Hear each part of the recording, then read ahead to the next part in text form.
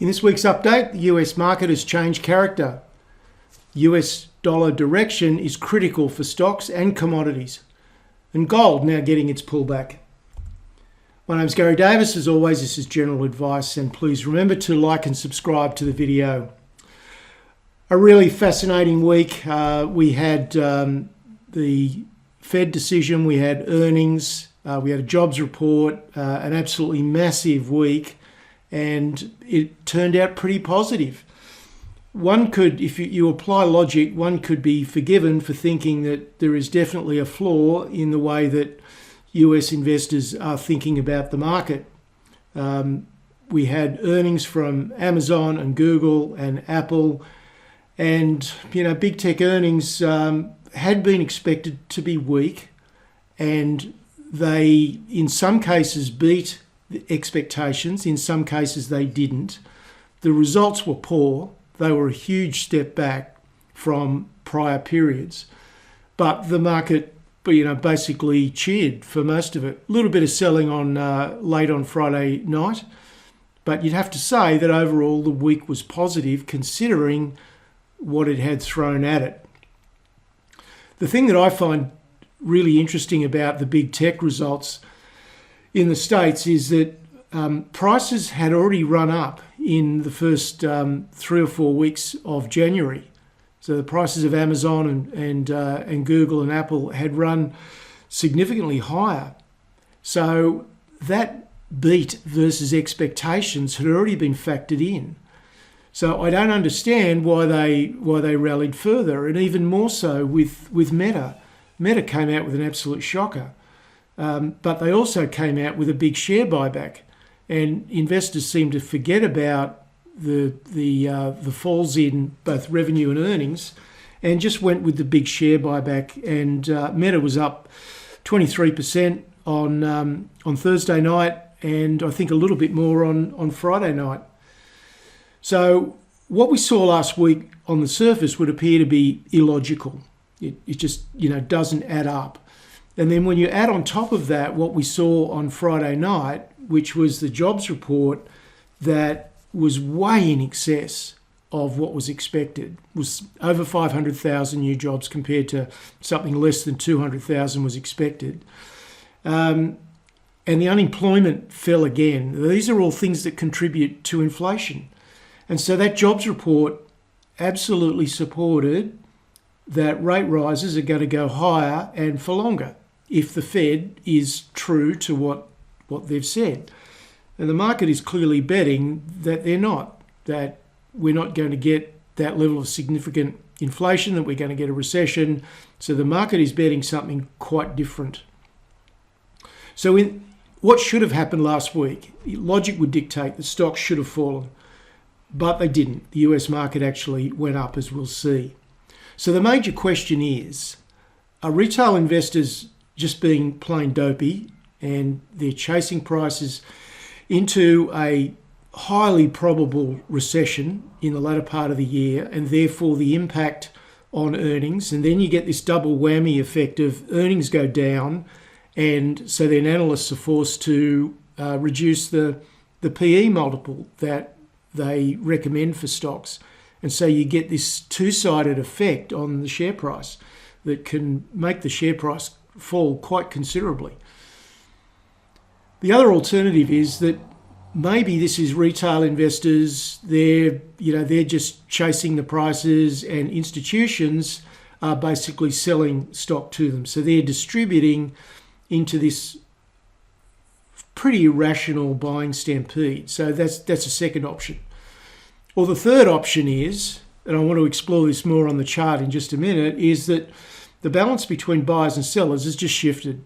And now we've got more buyers than sellers, and you can argue logic all you like, but it's just time, because more people want to buy than want to sell, and they don't care too much about the logic because they're looking forward to a different environment.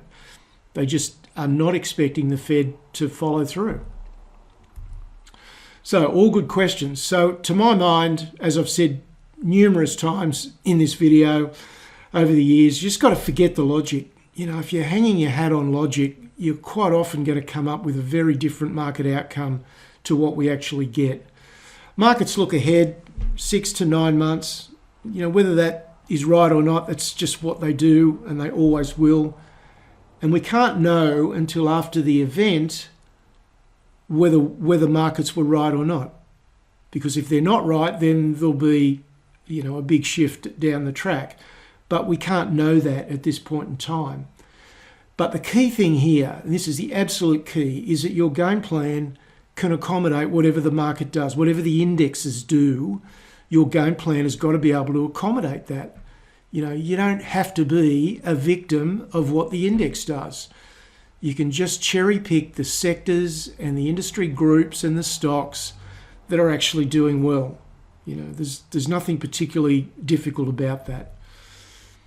So it means prioritising the charts, and all the charts are doing is telling you where money is flowing. So it's not like the charts are some, black magic voodoo that doesn't hold water. The charts are just reflecting where real money flows are going. And you need to prioritise that over the fundamentals, the data, and particularly the news. And that's just the way that markets work. And you allocate where the most certainty, in inverted commas, exists, because there is no certainty in the market, but there is certainly high probability. And some high probability areas are obviously, battery materials, artificial intelligence, software, cloud computing. Now, those latter couple of sectors are not actually moving all that much at the moment, but that doesn't mean that the mega trend is still not in place. So that is an emerging or a re-emerging trend that will assert itself.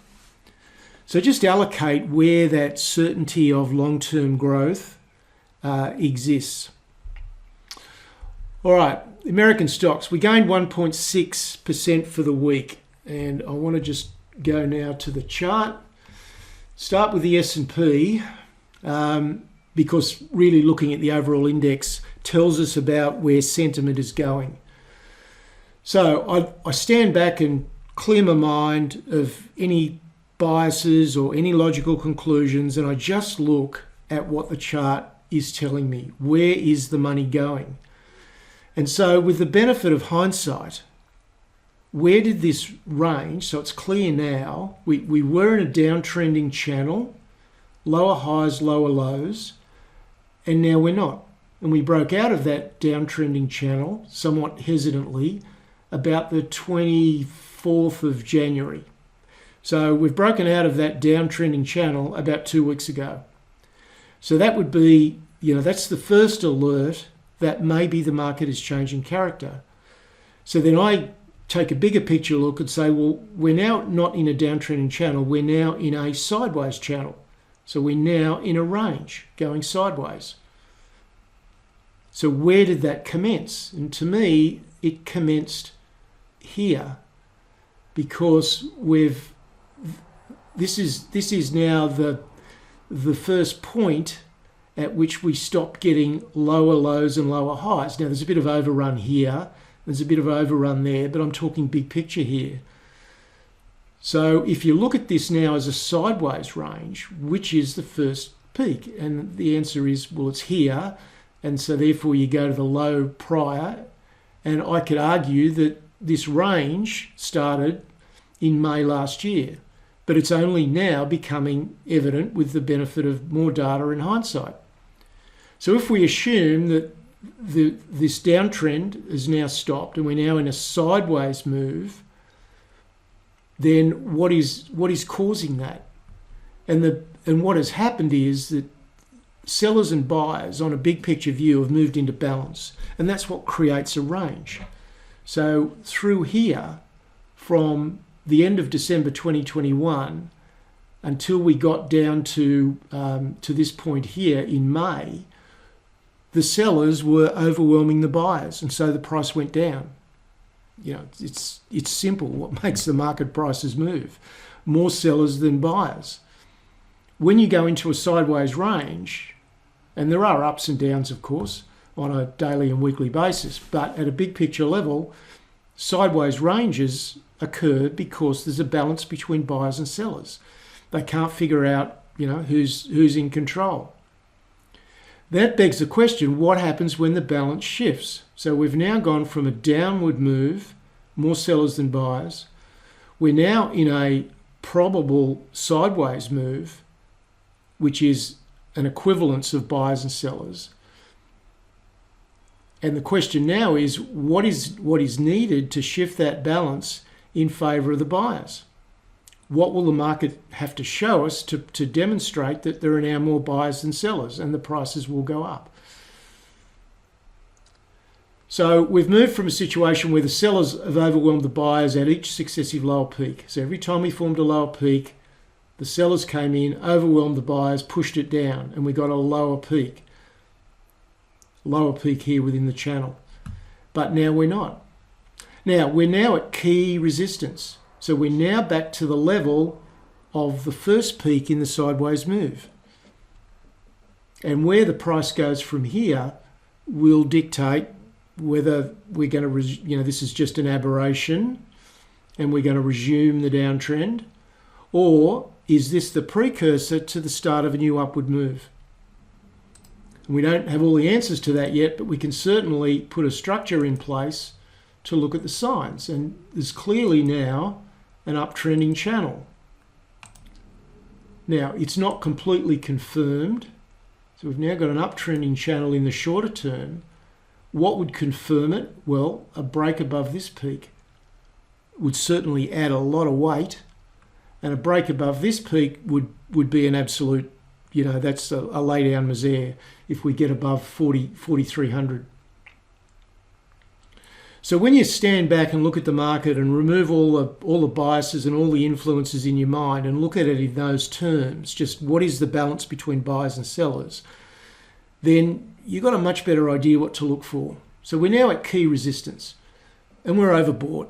So you've got to expect that the market indexes are going to pull back.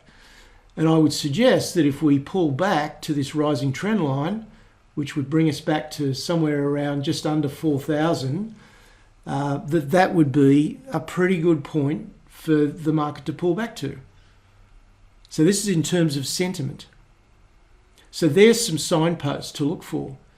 Now, if we just go ahead and just break straight out next week, then that's a real sign of strength. So that tells you something. So whatever the market does, it gives you information about whether we're going to remain sideways for a longer period. Are we going to resume the downtrend? This is just an aberration. Or are we on the cusp of a new bullish phase? And there certainly is mounting evidence. It's not conclusive, but there is mounting evidence for that. Now, if you look at the NASDAQ, it's all very similar in the NASDAQ, and there's a couple of key charts that I want to show. So I'll just zip through to the start of those. So the key charts, the NASDAQ 100 versus the S&P. It's been a meteoric rise since early January in this ratio. This tells you that more money is going into the NASDAQ than is going into the S&P, and that is a bullish sign for the market. So there is a key one. And it moved quite sharply in favour of the NASDAQ last week.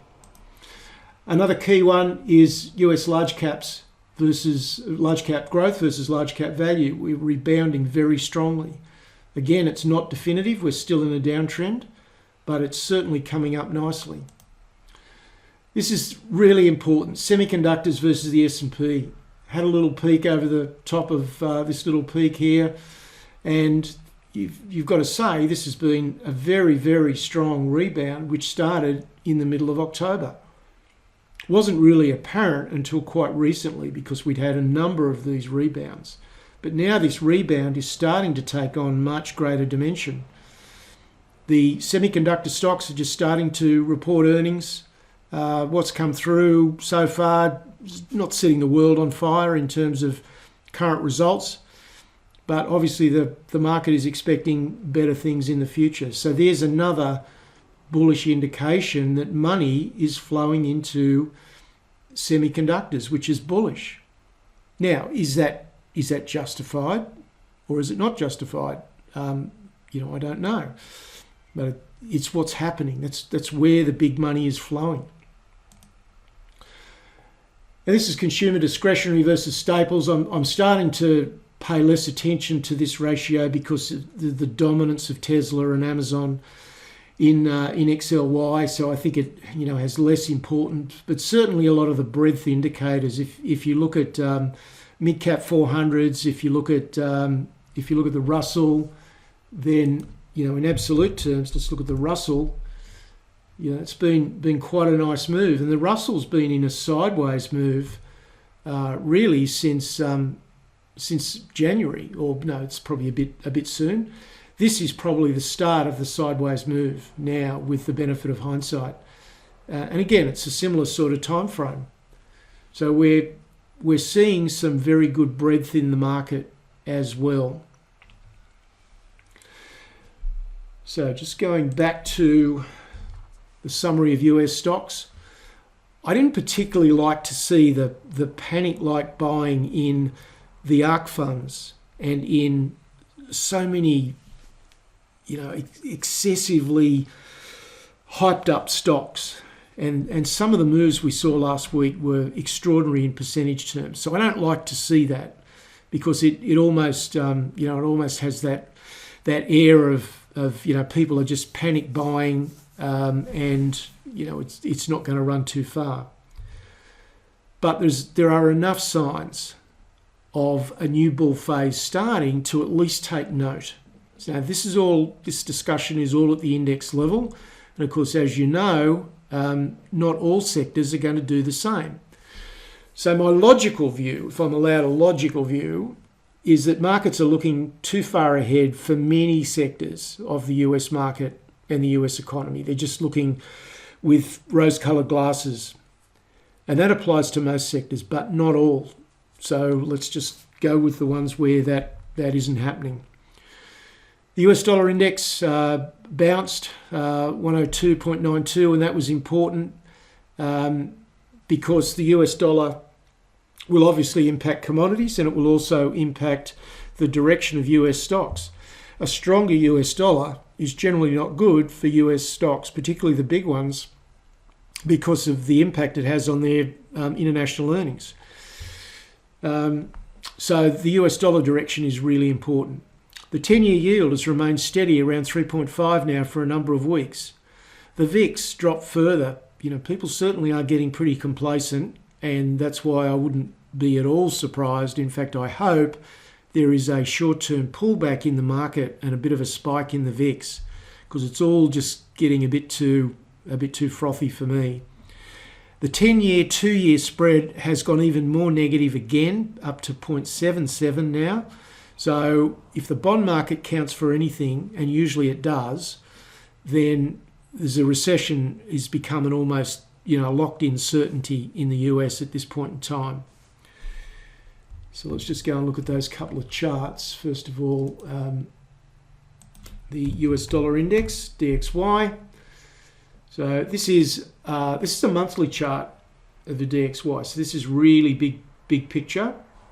Let's just jump in and have a look at the daily, and you can see very strong rebound on Thursday, big reversal on Thursday, and really nice follow through on Friday. It's only 2 days. We need a lot more evidence, and we probably need to take out this level here. So we need to get back above, let's say in round terms, 106 to indicate that we're now, resuming the big picture uptrend, which is what we've got. If you go back to the monthly, this really has been trending up now since 2014. So that's the big picture on the US dollar index. Now, if we look at the impact on the Australian market, on the Australian currency, we've been doing pretty well of late, obviously because of the China reopening and commodity price strength, but certainly marked down quite sharply on Friday. All right, just a quick look at the Aussie market. That's not the chart I was after.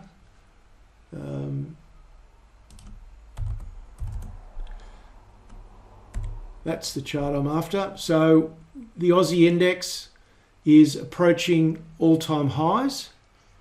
As you can see, 76.30 is a key area. We closed the week at 75.58, so only about 70 points more on the index. And of course, one of the really key influences has been the materials sector. The strength of iron ore has certainly helped a lot, and we're sitting at all-time highs, basically a double top here on the materials sector.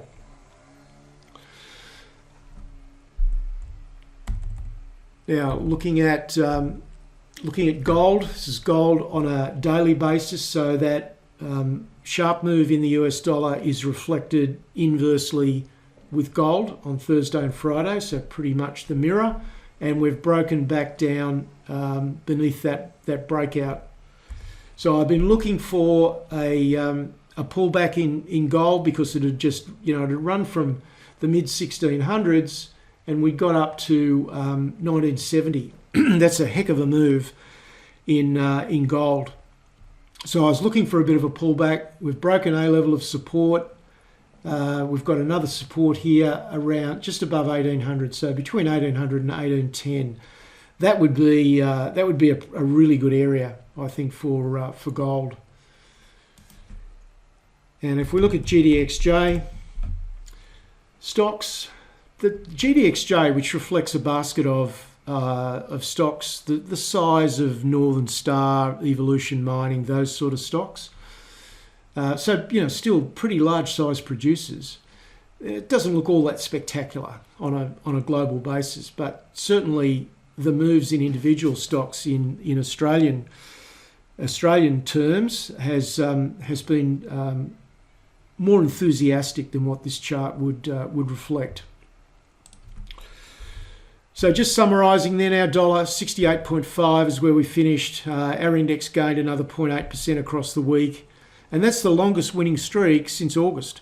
So our market has been, one of the outperformers around the world. Precious metals, gold, quite sharply lower. We lost a little bit in Australian dollar terms, 27.22, but nevertheless, that's still a pretty buoyant price. And I've been looking for a correction to set up the next phase. We've had the first run. We need a bit of a pullback just to take the froth off, and then set up for generally the next leg up is generally significantly in excess in some occasions of the size of the first leg up. So this is really getting into the sweet spot, but we need this correction to play out first. And the US dollar direction is obviously vital.